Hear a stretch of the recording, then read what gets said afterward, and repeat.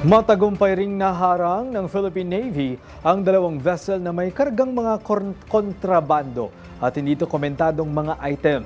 Sa kanilang isinagawang intensified maritime patrol ng Hanay kasi namataan ng Hanay ang dalawang bangka at ng inspeksyon nito ay tumambad na abot sa 27,000 sako ng bigas at halos 13,000 pakete ng mga pagkain na nasa humigit kumulang 36 na milyong piso ang halaga.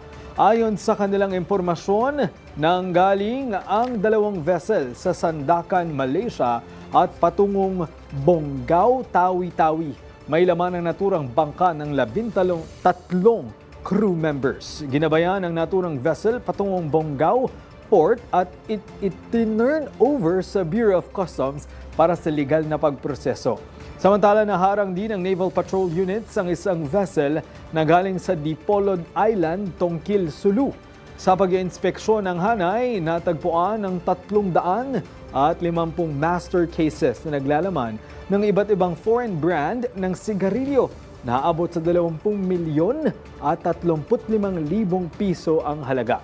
Nasa kustodiya na ng pamahalaan ng mga individual at itinurn over sa National Bureau of Investigation at PDEA para sa dokumentasyon.